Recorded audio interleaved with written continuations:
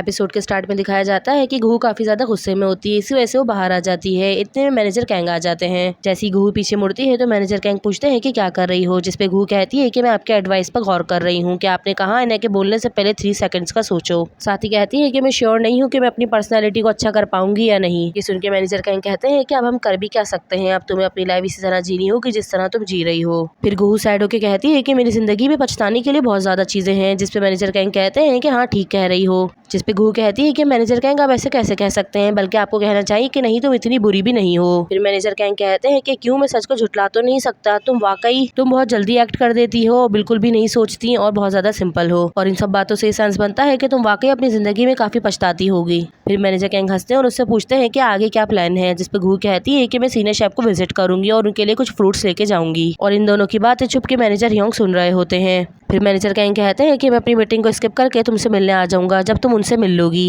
ये सुन के गुहू शॉक्ड हो जाती है और उनसे पूछती है कि आप मुझे लेने आएंगे। फिर मैनेजर कैंग उससे पूछते हैं कि क्या देख रही हो, कहीं और देखो। ये सुन के गुहू नीचे देखने लग जाती है और मैनेजर कैंग हल्के हल्के हंस रहे होते हैं। दूसरी तरफ हमें दिखाते हैं कि गुहू सीनियर शेफ के घर जाती है उनसे मिलने के लिए। इतने में सीनियर शेफ उसके लिए जूस लेके आते हैं और उससे कहते हैं कि मैं बहुत ज्यादा खुश हूँ कि तुम मुझसे मिलने के लिए मेरे घर आई। फिर वो बराबर में रखी एक तस्वीर गुहू को दिखाते हैं, कहते हैं कि ये वो लड़की है जो मेरे साथ रहती है। ये देखने के बाद गुहू थोड़ा शॉक्ड होती है और पूछती है कि सीनियर शेफ आपकी गर्लफ्रेंड है या ये आपकी वाइफ है। फिर सीनियर शेफ हंसते हैं और कहते हैं कि अपने आप को देखो, तुम कितना शॉक्ड हो गई हो, ये मेरी भतीजी है। फिर गुहू उनसे पूछती है कि आप अपनी भतीजी के साथ रहते हैं, जिसपे वो कहते हैं कि उसके साथ रहता ही नहीं हूँ, बल्कि उसको मैंने अपने हाथों से बड़ा किया है। साथ ही वो गुहू को बताते हैं कि जब बहुत छोटी थी तो इसके पापा और मम्मा के कार एक्सीडेंट में डेथ हो गई थी और मुझे इसके पालने के अलावा कोई और रास्ता नहीं था, इसीलिए मैंने इसको अपने हाथों से बड़ा किया है और ये मेरी बच्ची है। ये सुन के गुहू खुश होती है और उनको कहती है कि मैं आपको एक बात बोलना चाहती हूँ, जैसा मैंने आपके बारे में सोचा था आप उससे कहीं ज्यादा बेहतर हैं। जिसपे सीनियर शेफ कहते हैं कि भूल जाओ, तुमने ही तो मुझे कहा था कि मैं इतना ग्रेट नहीं हूँ। ये सुन के गुहू हंसती है और उन्हें कहती है कि आप प्लीज माइंड मत करें, हर इंसान की एक अच्छी साइड होती है और एक बुरी साइड होती है, और मैंने आपकी बुरी साइड देखकर ही आपके बारे में डिसाइड कर लिया था। अब मैंने आपकी अच्छी साइड भी देखी है तो मुझे पता है कि आप बहुत अच्छे इंसान हैं। साथ ही सीनियर शेफ उसके साथ फ्लर्ट करते हैं और उससे कहते हैं कि तुम भी बहुत ज्यादा ग्रेट हो। ये सुन के ये दोनों हंसने लग जाते हैं। फिर थोड़ी देर बाद गुहू घर से वापसी जाने लगती है और ये दोनों बाहर खड़े होते हैं। सीनियर शेफ उसको बाहर छोड़ने के लिए आते हैं। फिर गुहू जा रही होती है कि रुकती है, वो कहती है कि सीनियर शेफ आप वाकई बहुत ज्यादा ग्रेट हैं। ये सुन के वो हंसने लग जाते हैं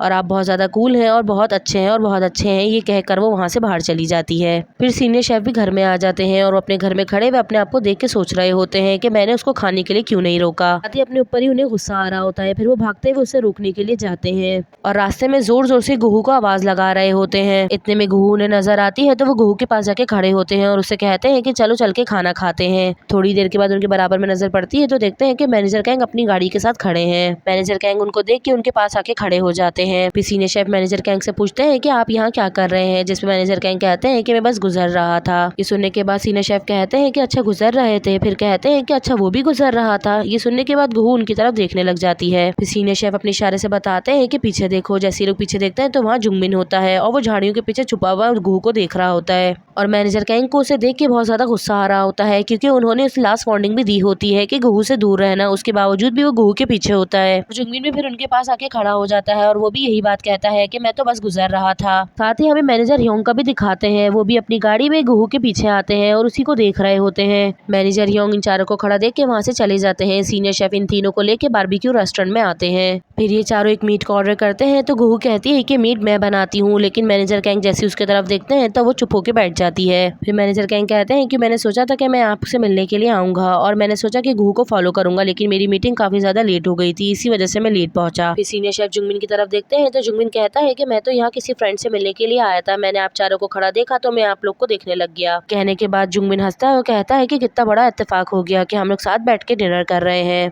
फिर सीनियर शेफ पूछते हैं कि आप कितने साल के हैं। मैनेजर कैंग 34 ईयर्स ओल्ड, जिसपे वो हाँ करते हैं। तो सीनियर शेफ कहते हैं कि ये मैन की एक परफेक्ट एज होती है, इसमें काफी सारी औरतें आपसे मिलने के लिए करती हैं। साथ ही कहते हैं कि अभी तो आपकी आगे बहुत जिंदगी पड़ी है, आपको तो अपनी लाइफ को और सेट करना चाहिए। साथ ही दिल में कहते हैं कि तुम तो अभी बहुत छोटे हो तो तुम्हें कोई भी मिल जाएगी और मैं तुमसे बड़ा हूँ तो मुझे इसको लेने दो। और उनका निशाना गुहू की तरफ होता है, क्योंकि वो समझ चुके होते हैं कि ये दोनों गुहू को पसंद करते हैं। फिर वो जुंगमिन की तरफ देखते हैं और अंदाजा लगाते हैं और कहते हैं कि तुम तो 27 साल के हो।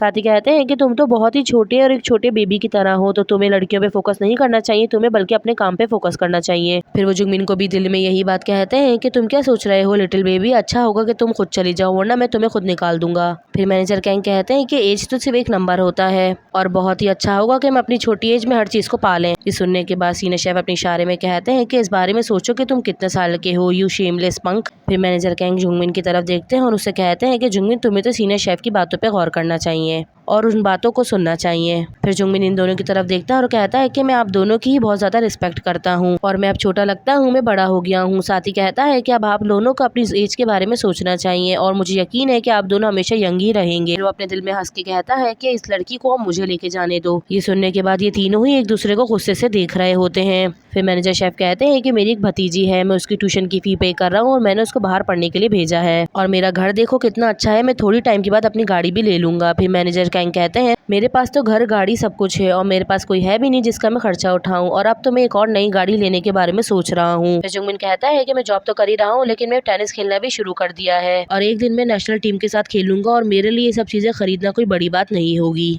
उसकी बात सुनते ही सीनियर शेफ कहते हैं कि मैं भी हर संडे स्नूकर खेलता हूँ और तुम जैसे 20 और 30 वाले बच्चों को तो मैं रोज हराता हूँ। सुनने के बाद मैनेजर कैंग हंसने लग जाते हैं और वो अपनी आस्तीनों को ऊपर करते हैं बीफ पकाने के लिए और मैनेजर कैंग के मसल्स देख के ये तीनों ही काफी ज्यादा इम्प्रेस हो रहे होते हैं और ये सब काफी ज्यादा ड्रंक हो जाते हैं। फिर नेक्स्ट हमें ऑफिस का सीन दिखाया जाता है। गुहू ऑफिस में सो रही होती है कि उसके पास उसकी फ्रेंड आती है और उसके सर पे हाथ रख के उसका फीवर चेक करती है। फिर वो मैनेजर कैंग की तरफ देखती है तो देखती है कि वो भी सो रहे हैं। इतने में उनकी नजर सीनियर शेफ और जुंगमिन पे पड़ती है, वो दोनों भी सो रहे होते हैं। में डायरेक्टर चुई आ जाते हैं और वो पूछते हैं कि ये सब क्या हो रहा है, जिसपे उनकी फ्रेंड बताती है कि मुझे लगता है ये तीनों ने हैंग आउट किया है। फिर डायरेक्टर चुई कुछ बोले बिना ही वहाँ से चले जाते हैं। फिर हमें गुहू का दिखाते हैं, वो बाहर आती है। हद से ज्यादा ड्रिंक करने की वजह से गुहू के पेट में तकलीफ हो रही होती है। इतने में उसके पास उसके भाई की कॉल आती है और वो उससे कहता है कि मैं तुमसे मिलना चाहता हूँ, तुम ऑफिस के बाहर आओ। फिर गुहू से मिलने के लिए ऑफिस के बाहर जाती है और वो ऑफिस के पार्क में होता है। फिर गुहू से पूछती है कि क्या हुआ। फिर वो गुहू को देख के बैठ जाता है। फिर गुहू उससे कहती है कि जल्दी बोलो और यहाँ से जाओ। फिर वो गुहू को कहता है कि बैठ जाओ, लेकिन गुहू कहती है कि मेरी तबीयत कुछ ठीक नहीं है। फिर गुहू से वो कहता है क्या तुम मुझसे बात करते वक्त थोड़ी सी अच्छे से बात कर सकती हो। फिर गुहू से कहती है कि पहले मुझे परेशान करना, उसके बाद मुझे कहना कि मुझसे अच्छे से बात कर लो, ये बहुत अजीब सी बात है। साथ ही उससे पूछती है कि तुम यहाँ क्यों आए हो, जिसपे वो कहता है कि मॉम तुम्हारे लिए काफी ज्यादा परेशान हो रही है तो प्लीज तुम उनसे बात कर लो, उनको एक दफा कॉल कर लो। साथ ही कहता है कि मुझे पता है कि तुम मेरी वजह से बहुत ज्यादा हर्ट हुई हो, जिसपे गुहू कहती है कि तुमने कह दिया जो तुमने कहना था।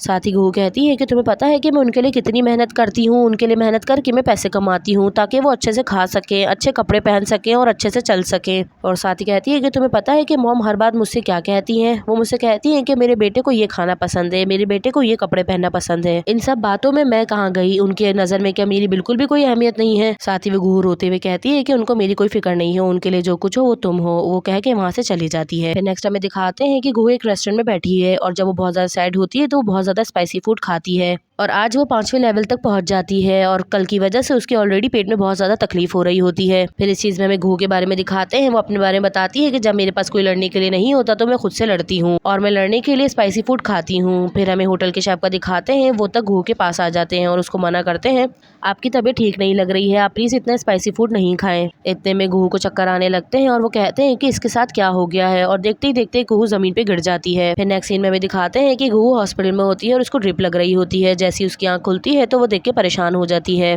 फिर इतने में उसके पास नर्स आती है तो वो उससे पूछती है कि मैं यहाँ की हूँ, जिसपे उसको बताती है कि स्पाइसी फूड खाने की वजह से आपकी तबीयत खराब हो गई थी। साथ ही नर्स कहती है कि अब आपकी तबीयत बेहतर है, अब घर जा सकती हैं, मैंने आपके ऑफिस में फोन कर दिया था तो वहाँ से किसी मैनेजर ने कहा कि उसको यहीं रोकिए, मैं लेने आ रहा हूँ। फिर वो कह के वहाँ से जाने लगती है तो गुहू से पूछती है कि किसने कहा, जिसपे नर्स कहती है कि उसने कहा है कि वो आपका मैनेजर है। गुहू अपना मोबाइल ढूंढती है और उसमें कॉल लॉग्स देखती है और कहती है कि ये तो कंपनी का नंबर है। फिर नंबर देख के वो सोचने लग जाती है और सोचती है कि मुझे लेने के लिए कौन आ रहा है। फिर गुहू समझती है कि शायद मैनेजर कैंग होंगे तो वो मोबाइल का कैमरा ऑन करके अपने आप को सेट कर लेती है। दूसरी तरफ हमें डायरेक्टर चुई का दिखाया जाता है। वो गुहू के बारे में पूछते हैं, जिसपे उसकी फ्रेंड बताती है कि वो हॉस्पिटल में है, उसकी तबीयत ठीक नहीं है।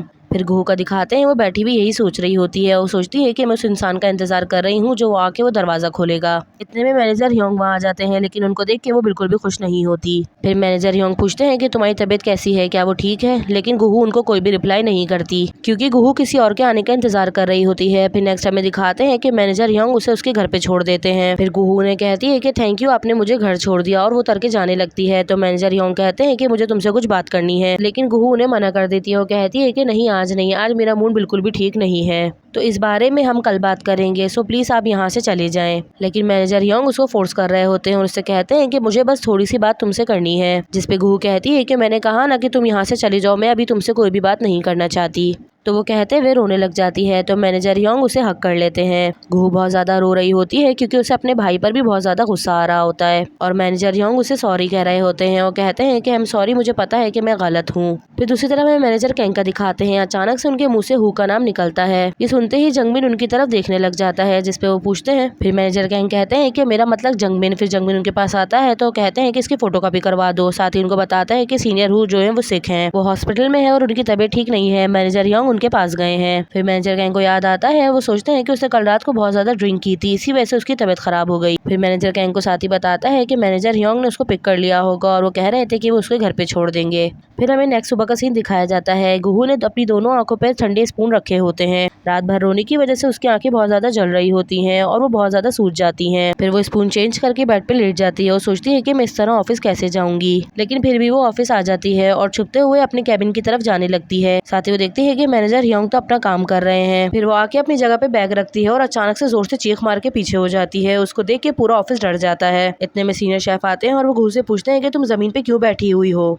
गुहू ने अपनी टेबल पर पिग का मुंह देख लिया होता है, इसी वजह से वो डर जाती है। फिर सीनियर शेफ आके उसका हाथ पकड़ के उसे उठाते हैं और उसे कहते हैं कि ये तुम्हारे लिए मैं प्रेजेंट लेकर आया था। प्रेजेंट का नाम सुन के गुहू शॉक्ड हो जाती है। साथ ही उससे कहते हैं कि ये औरतों की स्किन के लिए बहुत ही ज्यादा अच्छा माना जाता है, अगर तुम इसे बॉईल करके खाओगी तो इससे तुम्हारी स्किन बहुत ज्यादा अच्छी हो जाएगी। पूरा ही ऑफिस ये सुन के हंस रहा होता है। फिर वो शॉपर उठा के गुहू के करीब आने लगते हैं और उसे कहते हैं कि इसे ले लो, लेकिन गुहू मना कर देती है। लेकिन सीनियर शेफ जिद कर रहे होते हैं, उसे कहते हैं कि ले लो। इतने में गुहू पीछे जाती है तो पीछे से डायरेक्टर किम आ जाते हैं और वो उसको पकड़ लेते हैं और उसे कहते हैं कि मैंने कभी भी तुम्हें इस तरह से पहले नहीं देखा, और उसे बहुत ज्यादा टाइट से पकड़ लेते हैं। साथ ही उससे कहते हैं कि तुम्हें तो मेरी आर्म्स में बहुत ज्यादा सुकून मिल रहा होगा। और इन्हें इस तरह करते हुए देख के मैनेजर कैंग को बहुत ज्यादा गुस्सा आ रहा होता है। साथ ही पूरा ऑफिस भी बहुत ज्यादा शर्मिंदा हो रहा होता है और ये देखकर भी कोई आगे नहीं बढ़ रहा होता। इतने में मैनेजर यंग आ जाते हैं और वो भी खड़े हुए इन लोगों को देख रहे होते हैं। फिर मैनेजर कैंग आके उसका हाथ मोड़ देते हैं। फिर डायरेक्टर किम उसे कहते हैं कि बहुत सारे पीपल हमें देख रहे हैं, इस बार मुझे जाने दो। फिर कहते हैं कि मैं 3 तक गिनती गिनूंगा, अगर तुमने नहीं छोड़ा तो तुम्हारे लिए अच्छा नहीं होगा। वो 3 तक गिनती गिनते हैं तो मैनेजर कैंग उनका हाथ ही मोड़ देते हैं और इस वजह से उनका हाथ टूट जाता है।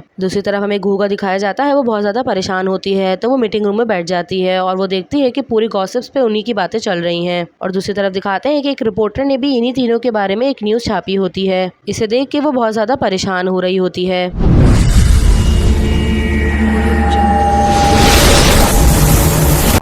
Everybody knows that I'm breaking down. Everybody knows I ain't faking now. Everybody knows my heart's vacant now. Yeah, she hates me now, I made mistakes but now I don't ever wanna be alone. I don't really ever feel at home. On my own, in the zone, that's the only way I know. Feeling